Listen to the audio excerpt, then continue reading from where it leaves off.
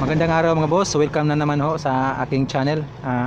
Ngayong araw na ito ay pag-uusapan natin yung dalawang setup na ito. Kasi kadalasan kasi itong ginagamit sa ating mga setup sa kasal, live band at saka yung mga disco. Ito kasing nasa kaliwa is two-way setup.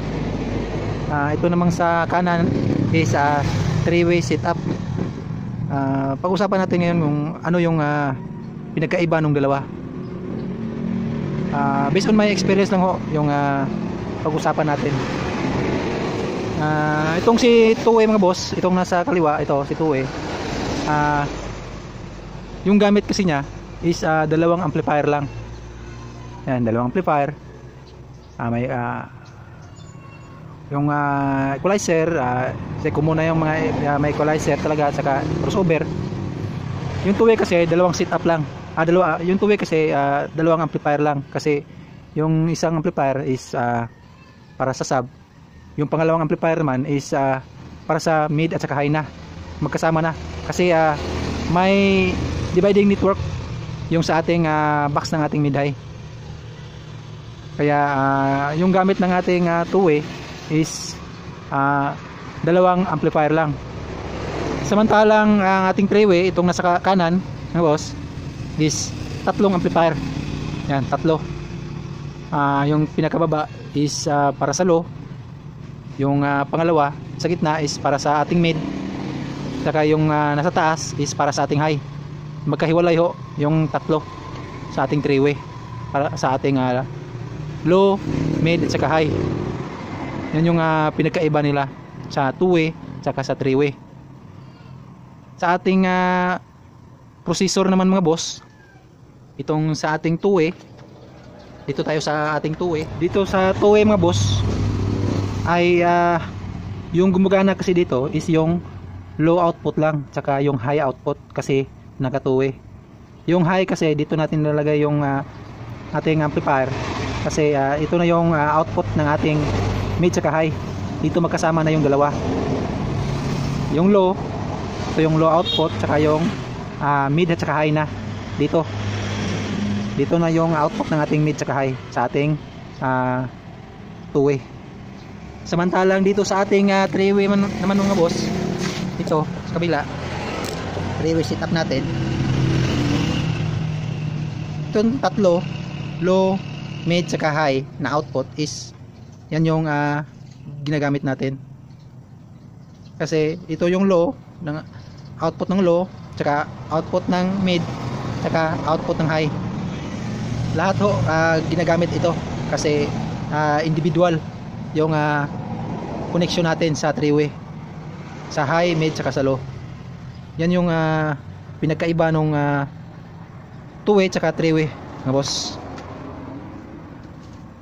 Sa tanong naman na magkaiba ba yung tunog ng dalawa mga boss sa two-way tsaka sa three-way, magkapareho lang mga boss.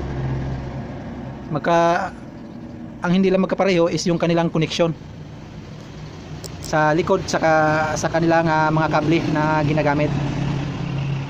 Less cable kasi itong si two-way kaysa kay three-way.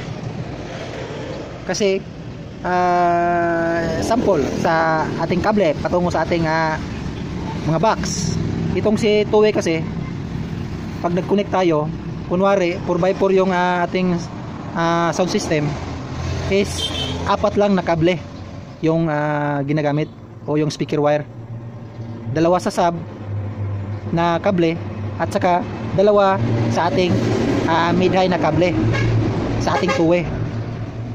Sa three-way naman mga boss, pag winaringan natin yung ating kunwari 4x4 na setup is 6 na kable yung gagamitin natin kasi dalawa sa sub, dalawa sa mid at saka dalawa sa high.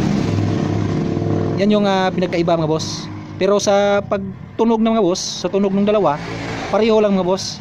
Depende na lang ho sa tuning ng tech kung paano nila pagandahin yung kanilang setup. Kasi may mga processors naman makukuha mo rin yung kung ano yung maganda. Sa setup naman sa likod mga boss, sa ating mga XLR cable, mas less yung 2-way kaysa 3-way. Kasi galing amplifier yung dalawa, si kunwari naka-stereo tayo sa ating setup sa ating amplifier. Itong dalawang, pag minaringan natin itong dalawang amplifier ng 2-way is 4 lang. Samantalang itong si 3-way is 6 na kable o 6 na XLR kapag naka stereo po yung setup sa likod ng ating amplifier. Yan lang yung pinagkaiba ng dalawa mga boss, yung sa kanilang connection sa mga cables. Pero sa pagdating sa tunog ng dalawa mga boss, sa 2-way at sa 3-way, magkapareho lang. Tapos less din yung liligpitin natin mga boss, kasi sa 2-way dalawang amplifier lang, si 3-way 3. Depende na rin ho sa inyo kung ano yung gagamitin nyo na setup. Kasi dati naka 3-way kami, pareho lang ng tunog. Kaya ngayon nag-switch kami sa 2-way. Ito yung gamit namin ngayon, 2-way. Pwede rin sa 3-way, depende na ho sa inyo kung 3-way ba yung gusto nyo or 2-way. Kasi may iba kasi gusto nila 3-way kasi talagang makaka-tuning ka talaga isa-isa sa inyong sa low, sa mid, sa high. Samantalang itong si 2-way naman, makaka-tuning ka rin naman, pero less hassle na kasi pag naka-tuning ka na sa low, tapos yung mid sa high magkasabay na. Doon ka na lang sa mid-high na frequency mag-adjust. Sa 3-way naman, pag on mo sa low, on ka rin sa mid, saka sa high, isa-isa ka talagang mag-tuning. Ito sa 3. Dito naman sa mga boss, yan. Dito sa mixer naman, wala namang problema dyan. Magkapareho lang. Yung pinakaiba lang nila mga boss is yung kanilang connection. Lalo na dito sa likod. Yan. Dito sa likod. Pag nag-2-way ka kasi, is ito, nakabaon tong isa, nasa kaliwa. Pag naka 3-way ka naman, is i-release mo yung dalawa. Walang naka-engage sa dalawa na yan. Dito sa ating mode. Minsan may gumagamit ng 4-way pero medyo parang hindi kayo wala masyado kasing gumagamit ng 4-way. Kadalasan kasing nakikita namin sa na-experience namin 2-way at sa 3-way lang yung kadalasang ginagamit na setup. Yan mga boss, yan lang yung experience ko sa mga setup. Nasa sa inyo mga boss kung ano yung magandang setup na para sa inyo. Kung ano yung maganda na gamitin, 2-way ba or 3-way? Para sa akin mga boss, maganda sa 2-way. Para sa akin lang nasa sa inyo kung magti 3-way kayo o 3-way or 2-way. Para sa akin maganda 2-way mga boss, kasi less hassle na lang. Ito na lang yung bubuhatin mo, saka sa kable naman less din yung liligpitin mo. Dito sa 3-way 3 amplifier tapos mga kable. May diferensya sa kable kasi medyo marami-rami yung kable dito sa 3-way. Sa amplifier 3. Pero pagdating sa tunog ng dalawa mga boss, sa 2-way sa 3-way setup, pareho lang. Yan lang yung masasabi ko mga boss sa 3-way saka sa 2-way na setup. Di ko na isa sound check mga boss kasi marami tayong liligpitin.